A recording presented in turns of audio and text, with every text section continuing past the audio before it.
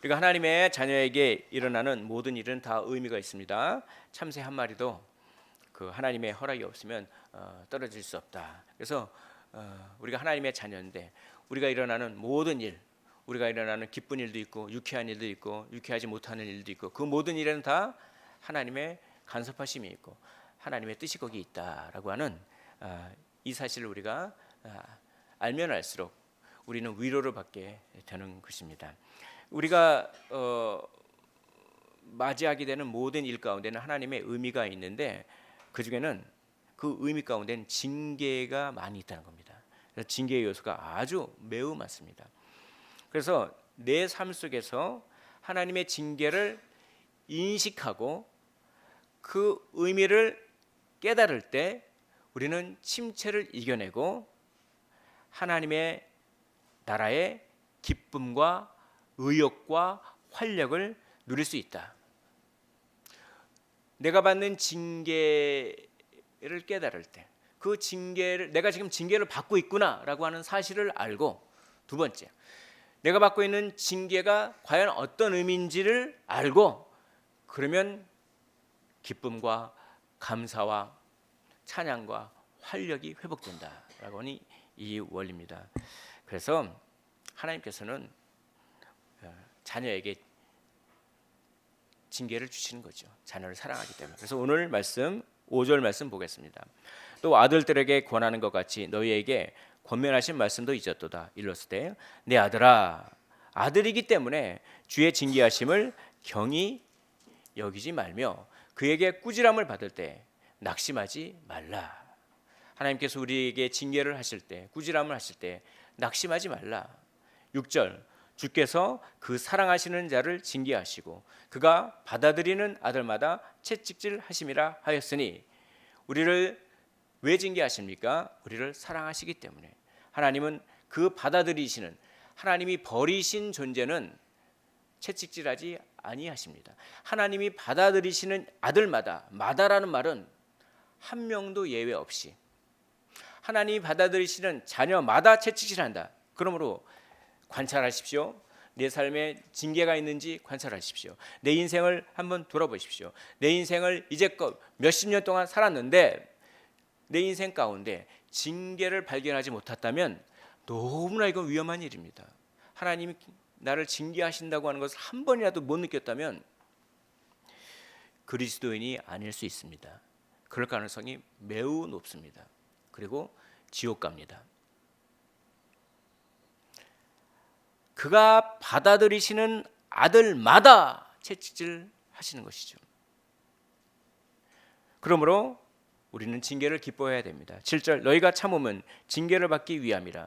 너희가 징계 하나님께서 우리를 사랑하시는 그 징계를 깨닫고 이것이 하나님의 징계인 줄 알고 그것을 참아야 된다라고 하는 말씀이죠. 하나님이 아들과 같이 너희를 대우하시나니 왜입니까? 우리를 아들 대우하시는 거예요. 우리를 자녀 대우하시는 겁니다. 그게 징계인 것입니다. 그래서 8절 말씀 우리 한 목소리로 읽어보도록 하겠습니다. 시작. 징계는 다 받는 것이거늘 너에게 없으면 사생자요 친아들이 아니니라. 아멘. 징계는 다 받는 거예요. 예외 없이 다 받는 것입니다. 만약에 징계가 없으면 우리는 친아들이 아니다. 사생자다. 이 왜 사생자라는 말을 여기 썼냐면 그 고대 사회에서 사생자에게는 유산이 없어요. 친아들에게만 유산이 있다. 그러면 우리가 받을 유산은 구원이에요. 그러면 징계가 없으면 친아들이 아니기 때문에 유산도 없다, 구원도 없다 이 말입니다. 그러니까 내가 징계를 받는다고 하는 것은 너무나 기쁜 일이죠. 내가 구원받았고 내가 유산이 있다, 그렇죠? 구원이라고 하는 너무나 기쁜 것이죠. 근데 징계가 도대체 무엇일까요? 징계하면 뭐부터 생각합니까? 하나님의 징계.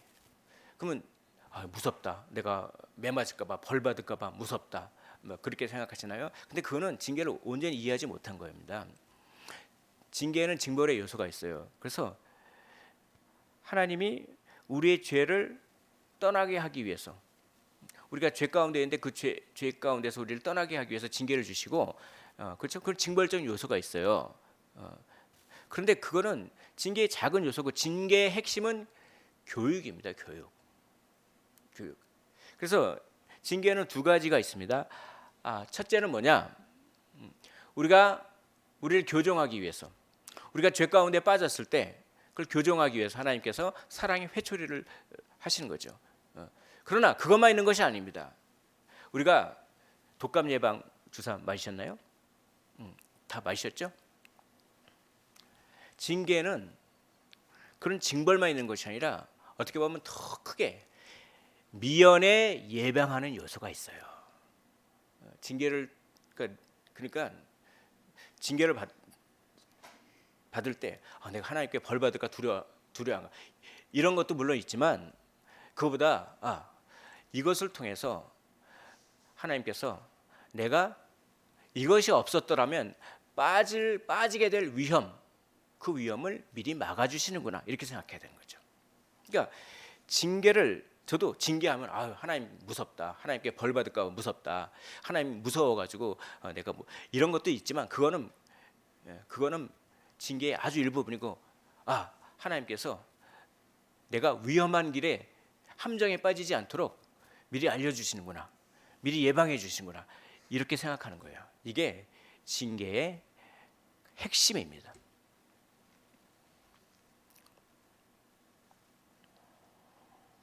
그래서 하나님의 징계에는 그분의 사랑이 들어 있습니다. 그래서 하나님의 자녀에게만 이런 종류의 사랑을 주시는 것이죠. 이것을 깨달을 때, 이 징계는 내가 죄를 지어서 나에게 벌 주시기 위한 것이다, 이것뿐만 아니라 내가 이 하나님이 나를 벌 주시는구나, 이것뿐만 아니라 하나님이 이것을 통해서 내가 위험한 곳에 가지 않도록 막아주시는구나, 이걸 깨달을 때 환난 중에도 기뻐할 수 있다라고 하는 것이죠. 그러니까 여러분 한번 보십시오. 내가 어떤 어려운 일을 당할 때 이렇게 생각해야 돼요. 관찰하셔야 돼요. 나에게 이런 어려운 일이 생기니까 혹시 내가 알지 못하는 죄가 있었는가? 왜냐하면 징계에는 징벌적 요소가 있기 때문에. 그러나 그것만 생각해서는 안 됩니다. 내가 딱히 떠오르는 죄는 없는데, 그러면 하나님께서 이걸 통해서 내가 위험에 빠지지 않도록 예방 주사를 놓으시는구나, 이렇게 항상 이 두 가지로 생각을 하셔야 되는 거죠. 그러면 굉장히 하나님께서 나를 인도하신다라고 하는 그런 참 놀라운 그 은혜를 우리가 느낄 수가 있는 것입니다. 하나님께서 징계를 하시는 방법이 다양한 방법이 있어요. 가장 많이 사용하는 것은요, 재산을 잃어버리게 하는 겁니다. 사업을 갑자기 폭삭 망하게 하는 거예요. 그래서 그 소유를 잃어버리게 하는 겁니다. 그래서 그 소유를 잃어버리고 재산을 없애고, 특별히 돈에 대해서 너무 얽매이신 분들은 조심할 필요가 있어요. 하나님이 툭 치시면요, 돈은 금방 없어집니다. 또 하나님이 툭 치시면 돈이 금방 생기기도 해요. 그러니까 뭡니까? 그 재산을 잃게 하시는 방법 말고는, 다른 방법으로는 그거를 알게 할 수 없기 때문에, 하나님 우리를 잘 아시죠? 저 사람의 아킬레스건이 재산이다. 그럼 재산을 탁 쳐가지고, 재산을 탁 치시는 방법으로만 그거를 그 사람이 깨닫게 되기 때문에 그 재산을 치시는 방법을 쓰시죠. 그래서 욥기를 보면은 욥기 1장 13절부터 22절에 보면은 욥이 뭡니까? 재산도 잃어버리고 자기 자녀도 잃어버리고 병도 걸리고, 그래서 자기 소유를 잃어버리는 그런 장면을 우리가 보게 됩니다. 그것을 통해서 욥에게 하나님께서 하나님을 더 알게 만드시고, 욥이 특별히 죄를 진 건 없어요. 욥이 잘못해서 그런 징계를 낸 게 아니라, 이거는 욥이 더 많이 하나님을 더 많이 알게 하기 위해서 징계를 주신 거죠. 또 우리가 어떤 죄가 있을 때는 그 죄를 우리가 그만두게 하기 위해서도 징계를 주시고, 아무튼 이렇게 재산과 소유를 잃게 하실 때가 많이 있습니다. 그것이 가장 하나님께서 많이 쓰시는 그런 징계입니다. 또 병을 들게 하세요. 병. 고린도전서 11장을 보겠습니다. 고린도서 11장에 보면은 이런 얘기가 나와요. 고린도서 11장 11절부터 11장 27절부터 30절에는 이런 말씀이 나옵니다. 자, 제가 한번 읽어볼게요. 그러므로 누구든지 주의 떡이나 잔을 합당하지 않게 먹고 마시는 자는 주의 몸과 피에 대하여 죄를 짓는 것이니라. 사람이 자기를 살피고 이후에야 이 떡을 먹고 이 잔을 마실지니 주의 몸을 분별하지 못하고 먹고 마시는 자는 자기의 죄를 먹고 마시는 것이니라. 이게 우리 성찬할 때도 많이 하는데 성찬의 의미를 제대로 그렇게 모르고 막 분별 없이 먹고 마시는 죄. 근데 이거는 어떤 배경이 있냐면요. 고린도 교회 같은 경우는 다양한 계층의 사람들이 신자였어요. 어떤 사람은 부자들, 그리고 어떤 사람들은 심지어 노예도 교인이었죠. 예수 믿고. 그리고 가난한 사람들. 근데 부자 사람들은 본인이 음식을 많이 싸갖고 와. 포도주도 많이 싸갖고 와. 그래가지고 음식을 엄청나게 먹고 포도주 먹고 막 배불러서 막 있고 막 취해 있어요. 근데 가난한 사람들은 갖고 올 음식이 없는 거야. 그리고 가난한 사람들은 종들은 퇴근을 늦게 해요. 그러니까 부자들은 자기들 갖고 온 음식을 먹고 막 배불러서 자기가 갖고 포도주도 이만큼씩 갖고 와서 막 먹고 막 술 취해서 있는데 가난한 사람들은 늦게 퇴근해가지고 오고 나면 또 자기가 가난하니까 가져올 음식도 없고 그러니까 뭐 음식도 못 먹고 그러니까 뭡니까? 그런 배경하에서 이런 말씀이 나옵니다.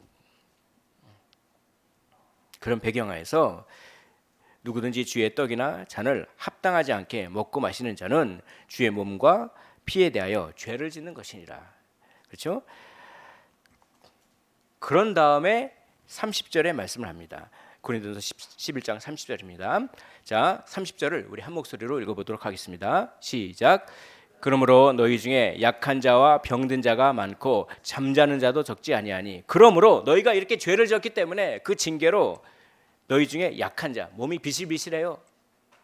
병든 자, 병이 있어요. 심지어는 잠자는 자, 죽이십니다. 하나님이. 죽음도 징계의 하나이죠. 이거요. 그러니까 징계는 여러 종류가 있어요. 가장 많이 쓰시는 것이 재산을 잃게 하는 것, 또 병들게 하는 것, 몸이 막 비실비실하게 약해지는 것, 또 뭡니까? 죽음마저도. 그리고 사무엘서에 보면 이런 얘기가 나옵니다. 사무엘서에 보면은 하나님께서 너희가 죄를 질 때 사람 막대기와 인생 채찍으로 인간관계가 굉장히 틀어져요. 누가 날 괴롭혀요. 이런 게 다 징계라는 거죠. 그러니까 내 삶에 어려운 일이 내가 병을 들었거나 재산을 잃어버렸거나 아니면 또 뭡니까? 인간관계가 안 좋거나 내 몸이 비실비실되거나 그럴 때 이게 나를 향한 징계일 수 있구나. 물론 그렇다고 해서 이렇게 생각하면 안 됩니다. 내가 감기 들려고 병 걸렸다. 내 죄 때문에 병 걸 무조건 절대적으로 이렇게 생각하면 안 돼요. 근데 이렇게는 생각하십시오. 내가 병 걸렸어. 혹시 나에게 죄가 있는가? 그리고 혹시 이 병을 통해서 하나님께서 내가 알기를 원하는, 내가 깨닫기를 원하는 것이 있는가? 이렇게는 우리가 항상 관찰하고 질문을 던져야 돼요. 그럴 때 우리는 하나님 나를 이렇게 인도하시는구나, 선하게 인도하시는구나라고 하는 것을 알 수가 있는 것이죠. 그래서 욥도 그런 징계를 당했죠. 욥은 물론 죄가 없었지만 그런 징계를 당했죠. 하나님이 더 선한 뜻이에요. 근데 바울도 마찬가지예요. 바울도 내 몸에 가시가 있다고 그랬어요. 바울도 병이 있었어요. 바울이 기도하면 다른 사람의 병을 낫습니다. 근데 다른 사람의 병은 나는데 자기 자신의 병을 위해서 기도하면 안 낫는 거예요. 얼마나 민망합니까? 다른 사람을 위해서 안수 기도하면은 병을 낫는데 자기를 위해서 기도하면 그 병이 안 낫으니까 얼마나 바울이 민망하고 그렇지 않습니까? 그러니까 바울이 3번이나 기도했던 간절하게 내 병을 내 몸의 가시를 하나님께 끝까지 병을 안 고쳐주시죠. 그 병이 바울에게 있어서 하나의 징계였던 것입니다. 바울이 뭘 잘못해서라기보다는 바울에게 어떤 영적 교훈을 가르쳐주기 위한 징계였음을 바울은 나중에 깨닫게 되는 것이죠. 그러면 하나님은 왜 신자의 삶에서 징계하십니까? 하나님이 우리를 사랑하시고 우리가 하나님의 자녀이기 때문에 그렇다고 제가 말씀드렸습니다. 또 이유가 있습니다. 오늘 히브리서 12장 오늘 본문 말씀 히브리서 12장 10절의 말씀 보겠습니다.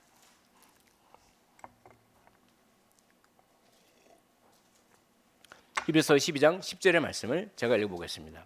그들은 잠시 자기의 뜻대로 우리를 징계하였거니와 오직 하나님은 우리의 유익을 위하여 그의 거룩하심에 참여하게 하시느니라. 왜 징계를 내리시냐면 우리의 유익을 위해서 징계를 내리시는데 그 유익이 뭐냐? 우리의 거룩함이다 라고 하는 것이죠. 하나님은 우리를 사랑하시기 때문에 징계를 내리시고 하나님은 우리의 유익을 위하여 징계를 내리시는데 그 유익은 뭐냐? 우리가 예수님의 형상을 닮게 하시기 위해서 우리가 거룩한 삶을 살게 하기 위해서 우리에게 징계를 주신다라고 하는 것이죠. 그러면 구체적으로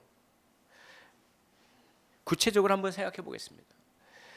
우리의 삶의 거룩함을 위해서 하나님께서 징계를 주시는데 구체적으로 어떨 때 하나님께서는 무엇을 교정하시고 어떤 위험을 미연에 예방하시며 우리에게 어떤 열매를 맺기 위해서 징계를 주시는가? 우리의 이 거룩함에 대한 거룩하다라고 하는 말 막연하잖아요. 좀 구체적으로 이걸 한번 살펴보기를 원합니다. 첫 번째는 성도의 영적 교만을 꺾으시기 위해서입니다. 그리고 성도의 영적 교만에 빠질 위험을 예방하기 위해서 그렇습니다. 고린도후서 12장 1절부터 7절에는 바로 그것이 나와 있습니다. 고린도전서 12장 1절부터 7절에 보면 이 말씀이 있습니다. 그 하나님께서 바울에게 깊은 영적 체험을 주시는 것이죠. 뭐냐면은 고린도서 12장 2절에 보면 내가 그리스도 안에 있는 한 사람을 아노니 자기 자신을 한 사람이라고 합니다. 그가 14년 전에 셋째 하늘에 이르러 삼층천에 끌어올려갔습니다. 그런 환상을 본 것 같아요. 그래서 12장 2절에 보니까 그가 몸 안에 있었는지 몸 밖에 있었는지 나는 모르거니와 하나님은 아시느니라. 12장 3절에 보니까 고린도후서 내가 이런 사람을 아노니 자기 자신을 객관하면서 부릅니다. 그가 몸 안에 있었는지 뭔가 환상을 뭔가 하나님을 경험한 거예요. 그가 몸 안에 있었는지 몸 밖에 있었는지 그걸 모를 정도로 아주 강한 영적 체험을 한 것입니다. 나는 모르거니와 하나님은 아시느니라. 고린도후서 12장 4절에 그가 낙원으로 이끌려가서 말로 표현할 수 없는 말을 들었으니 사람이 가히 이르지 못할 말이라. 엄청난 영적 체험을 한 겁니다. 그런데 그걸 자랑하지 않는다고요. 5절 보면 내가 이런 사람을 위하여 내가 경험했던 이것을 자랑하겠느냐? 내가 성경 말씀을 많이 알고 성경 말씀에서 엄청나게 깊은 깨달음을 알고 그걸 자랑하겠느냐? 아니란 것이죠. 나는 약한 것들을 자랑한다라고 하는 것입니다. 그래서 그 가시가 있었지 않듯 몸에 아마 안질이라 이렇게 학자들이 설명한 학자들이 많이 있어요. 왜냐하면 예수님을 만났을 때 강한 빛을 경험했기 때문에 그렇죠? 그렇잖아요. 그래서 눈을 멀었잖아요. 바울이 아마 그 영향으로 눈병이 아니었을까 이렇게. 근데 그걸 위해서 간수하고 기도를 막 3번이나 간절히 기도 병을 안 나는 거예요. 근데 나중에 알았어요. 하나님께서 내가 교만에 빠질까봐 내가 저 3층천에 올라가 가지고 엄청난 환상을 보고 정말 내 몸이 안에 있는지 밖에 있는지도 모르고 낙원에 이끌려 가지고 엄청난 그것 때문에 내가 영적 교만에 빠져 가지고 그럴까봐 하나님은 나에게 병을 주셨구나. 질병을 주셨구나. 그걸 나중에 깨달았어요. 이게 하나님의 징계였구나. 그걸 깨달은 거죠. 자, 그래서 여기 고린도후서 12장 7절의 말씀을 보시겠습니다. 여러 계시를 받은 것이 지극히 크므로 너무 자만하지 않게 하시려고 내 육체에 가시 곧 사탄의 사자를 주셨으니 이는 나를 쳐서 너무 자만하지 않게 하려 하심이라. 이걸 깨달았습니다. 바울은 아무리 기도해도 병 낫지 않는 것에 대해서 이게 하나님의 징계고 이 징계의 의미를 깨달은 것이죠. 또 하나님은 지나친 자기 확신을 막으시기 위해서, 지나친 자기 확신에 빠져 있는 사람을 꺼내기 위해서. 그러니까 이건 은사와 관계 있어요. 우리는 다 은사를 받았습니다. 은사를 받으면 재능이 많거든요. 자기가 잘하는 것은 굉장히 자신이 있어요, 사람들이. 그래가지고 어떤 현상이 벌어지냐면 자기가 잘하는 분야에 대해서 누가 간섭하잖아요. 그럼 막 욕을 해. 내가 이걸 나보다 잘하는 사람이 어디 있는데 왜 당신이 그러냐? 다 은사가 있습니다. 그러니까 이 지나친 자기 확신을 갖다가 꺾으시기 위해서 실패를 탁 주시는 거죠. 그러니까 그런 그거 할 때, 내가 실수했을 때 이게 하나님의 징계로 오고, 내가 뭔가를 잘한다고 하는 것은 하나님이 은사로 주신 건데 그게 내 건 줄 알았구나. 우리 생각해야 되는 거예요. 징계를 깨달아야 돼. 징계의 의미를 자기를 돌아보면서. 지나친 자기 확신이 있습니다. 어떤 사람은 총명의 은사를 주어가지고 기억력이 좋아요. 그럼 자기가 기억하는 게 다 옳은 줄 알아. 그 사람이 가짜 뉴스를 봤어. 그 가짜 뉴스를 딱 보고 평소에 자기가 총명하기 때문에 그게 확신을 해. 자기 확신에. 근데 어떤 사람이 그거 아니라던데 막 뭐라 그런 거야. 알고 보니까 가짜였어. 지나친 자기 확신을 꺾기 위해서 하나님은 뭡니까? 징계를 주세요. 또 무엇이 있습니까? 세상의 마음을 빼앗길 위험을 막으시기 위해서, 혹은 그 위험에 빠진 사람을 꺼내시기 위해서 자기 징계를 주십니다. 병을 낳게 하거나, 병을 들리게 하거나, 재산을 잃어버리게 하거나, 인간관계에 문제가 있거나, 엄청 외롭거나. 세상에 잘난 사람만큼 외로운 사람이 없죠. 사람이 안 붙으니까. 또 안주하는 것에서 벗어나게 하시거나 막으시기 위해서, 우리가 그리스도의 장성한 분량까지 우리가 자라나야 되는데, 나는 신앙생활을 오래 했어. 그리고 나는 생각해 보니까 특별히 내가 특별하게 죄를 별로 짓는 것 같지도 않아. 안주해 버리는 거죠. 그럴 때 하나님은 툭 치십니다. 그래서 하나님을 더 의지하게 하고, 하나님을 더 바라보게 하고, 자부심이 있는 거죠. 나는 어느 정도 신앙생활을 해. 나는 뭐 교리도 공부했고 말씀도 공부했고, 내가 아무리 버들어도 그게 특별히 잘못하는 것 없어. 나는 하나님의 말씀을 지키기 위해서 노력했고.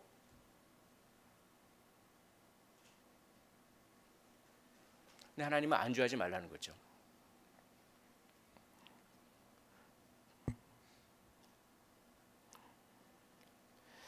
우리가 거룩하다고 하는 것은 성령의 열매를 맺는 것입니다. 특별히 겸손이야말로 가장 핵심입니다. 하나님은 겸손을 가르치기 위해서 징계하십니다. 그래서 계속 성공만 하는 사람이 어떻게 마음이 가난하고 심령이 가난하고 애통하고 하나님을 바라볼 수 있겠습니까? 그러니까 겸손을 가르치시기 위해서 하나님은 툭 치십니다. 실패를 겪게 하시는 것이죠. 내 인생 내 마음대로 되는 것이 아니구나. 여러 실패를 겪게 하신 거죠. 인간관계 가운데 실패,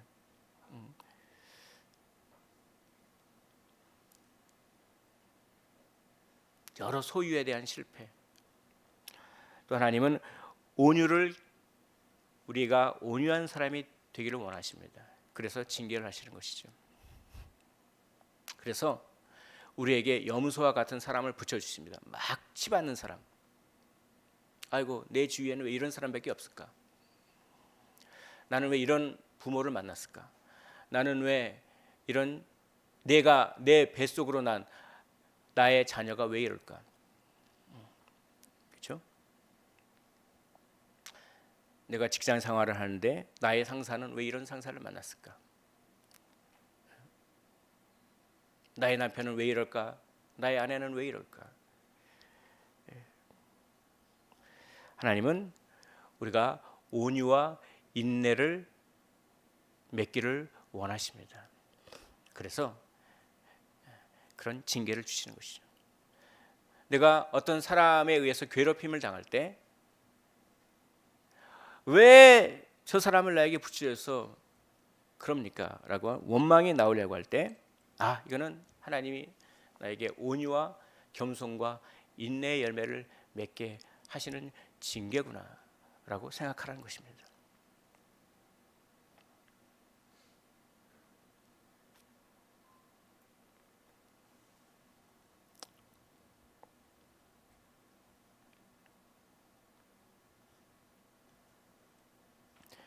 우리가 온유하다고 하는 것은 공감에 능하다는 거예요.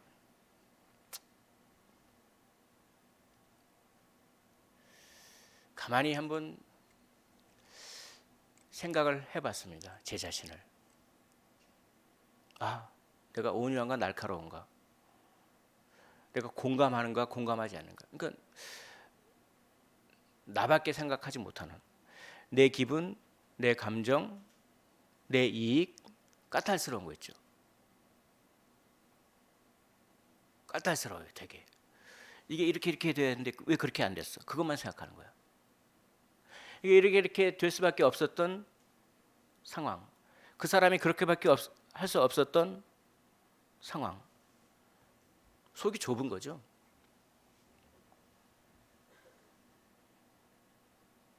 여러분은 어떠십니까? 온유하십니까? 공감이 있으십니까? 저에게 질문하시는 거죠. 근데 어떻게 질문하시느냐? 말씀으로 질문하실 때가 많이 있어요. 근데 참 사람이 그렇더라고요.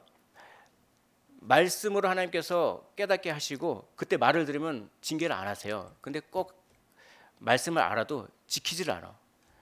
그러니까 하나님은 어떻게 하셔야 돼요? 우리를 거룩하게 하시기 위해서 어떻게 하셔야 돼요? 징계를 주실 수밖에 없어요. 말씀을 듣고 알고 지키면은 굳이 징계할 필요가 없는데, 그렇죠? 그러니까 하나님은 우리를 거룩하게 하시는 분이에요. 우리 안에 착한 일을 시작하시니까 그 착한 일을 우리를 거룩하게 하시는 일이거든요. 그리스도 예수의 날까지 우리를 끝까지 거룩하게 하시거든요. 거룩하게 만드시거든요. 근데 우리 그렇게 우리를 거룩하게 만들기 위해 두 가지를 주셨어요. 두 가지 방법을 써요. 첫 번째는 말씀을 주셨어요. 그리고 말씀을 설교를 통해서 알게 하셨어요. 근데 이것만 알고 하면 지키면 좋은데 안 되잖아요. 근데 하나님은 우리를 거룩하게 하시기 위해서 그러면 어떻게 하느냐? 그럼 징계를 주시는 것이죠. 그래서 내가 온유하지 못했구나라고 하는 것을 깨닫기 위해서 말씀을 통해서도 깨닫게 하시지만 특별히 무엇을 통해서 깨닫게 하십니까? 징계를 통해서. 어떤 사람이 나를 엄청 서운하게 하거나, 그렇죠? 배신감을 느끼게 행동하거나, 아니면 내가 계획했던 일들이 잘 되지 않거나, 뭔가 엄청 손해 보거나, 그럼 막 원망하고 막 그렇게 하죠. 하나님도 원망하고 막 그렇게 하죠. 그러다가 이거구나. 내가 이 원망하는 이걸 고치시기를 원하는구나. 내가 이 까탈스러운 것, 왜 저 사람이 저렇게 행동해서 내 기분을 상하게 하는가?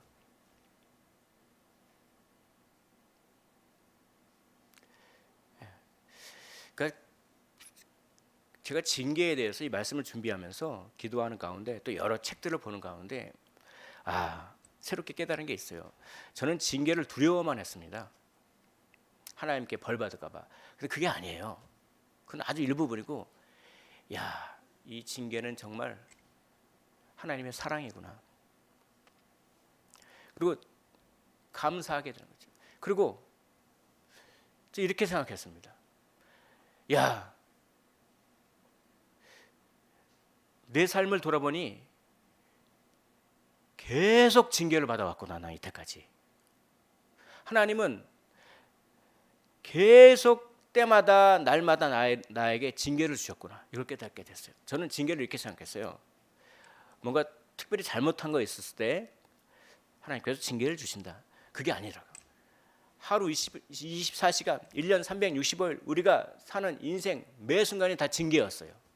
누구를 만나서 무슨 일을 하고 어떤 일이 상황이 어떻게 돌아가고 그 안에는 전부 징계가 있어요. 아, 그랬구나. 하나님은 선한 목자 되시고 푸른 풀밭 쉴만한 물가로 우리를 인도하시는데 어떤 방법으로 인도하십니까? 징계를 통했어요. 양이 말이죠. 방향 감각이 없어요. 그래서 양이 푸른 풀밭으로 못 찾아가요. 그럼 푸른 풀밭으로 못 찾아가면 먹을 게 없으니까 죽습니까? 안 죽습니까? 죽잖아요. 그럼 푸른 풀밭을 어떻게 찾아가게 하느냐? 탁 쳐요. 그래서 베드로에게 양을 어떻게 하라? 치라. 내 양을 치라. 치라는 겁니다. 그러면 푸른 풀밭으로 가요. 이게 징계죠. 아, 내가 양이었구나. 네. 내 기분 따라서 이렇게 저렇게 하나님이 징계로 착착착 쳐서 어느 방향으로 계속 몰아가시는구나. 아, 나는 징계를 엄청 많이 받았구나. 내 일생 일대가 전부 징계였구나. 그게 깨달아진 거야. 우리가 뭘 특별히 잘못해서 벌로서의 징계도 있지만 그거보다는 우리가 어디에 함정에 빠지지 않기 위해서 우리를 인도하시는 징계. 아, 그걸 생각하니까 아, 그렇구나. 내가 영적 교만이 있었구나. 내가 자기 확신에 너무나 강해가지고 다른 사람 말 듣질 않았구나. 아, 그래서 내가 겸손하지 못하고 내가 위의 것을 바라보지 못하고 이 세상의 것을 바라보고 이 세상의 쾌락을 좋아하고 내가 안주했구나. 내게 인내가 없었구나. 내가 공감하지 않았구나. 내가 온유하지 않았구나. 여러분들 징계를 발견하시기를 원합니다. 징계를 발견하는 사람은 하나님의 사랑을 더 많이 발견하게 되는 것입니다. 그래서 오늘 말씀을 보십시오. 오늘 말씀 히브리서 12장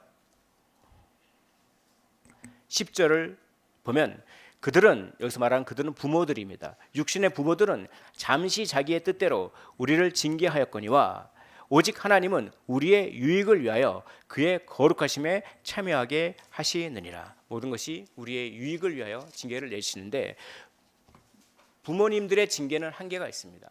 부모님들의 징계는 선한 뜻으로 숭고한 뜻으로 징계를 하더라도 부작용이 많이 있습니다. 육신의 부모님들. 왜냐? 자기 감정에 못 이겨가지고 매를 한 대만 때리면 될 걸 갖다가 100대를 때려버려. 분풀이를 다 자녀에게 해.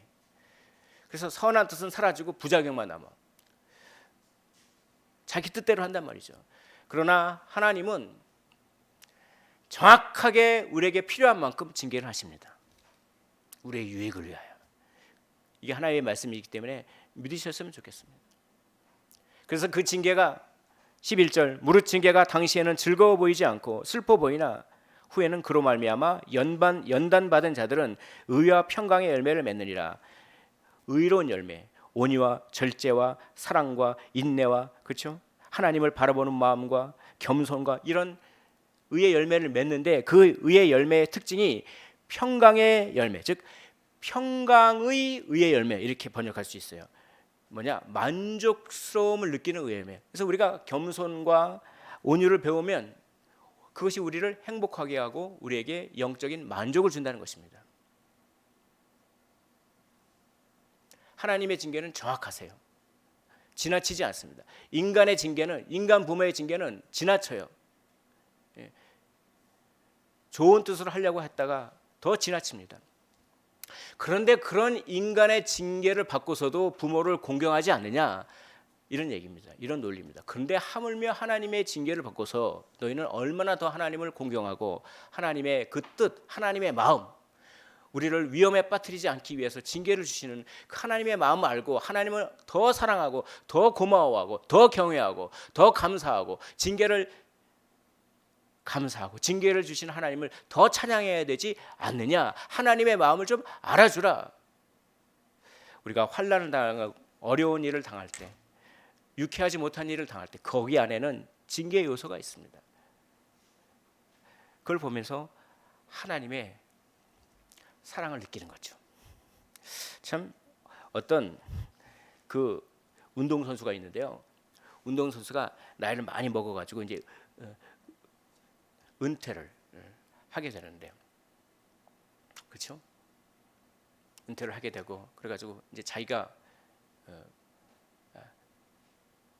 필요가 없다, 자기가 쓸모가 없다, 이렇게 생각하는데 어떤 감독이 있어요.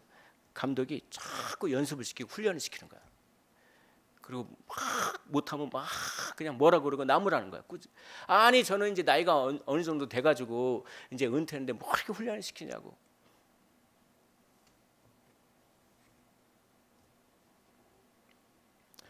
그러자 그 감독이 얘기를 합니다. 나는 너를 포기하지 않았다. 거기에 감동을 받고 열심히 훈련을 해가지고, 그렇죠? 좋은 성과를 참 내는 그런 고백을 듣게 되었습니다. 그러면서 제가 이 생각을 했어요. 하나님은 나를 포기하지 않으시는구나. 왜입니까? 나에게 징계를 주시기 때문에. 그래서 참 많은 감동을 받았습니다. 나의 삶이 어려움이 옵니까? 뭐가 실패가 옵니까? 그리고 사람이 나를 괴롭힙니까? 뭐 돈이 갑자기 없어졌습니까? 몸이 아픕니까? 그게 하나님, 나를 사랑하시는 나의 유익을 위한 하나님의 징계라면 그 어려운 상황은 하나님이 나를 포기하지 않는다는 나에 대한 메시지입니다. 그걸 생각할 때 놀라운 감동이 왔어요. 하나님 나를 포기하지 않았구나. 하나님 나 진짜 사랑하는구나. 내 인생에 계속 징계가 있었고 하나님 나를 놓지 않으셨구나.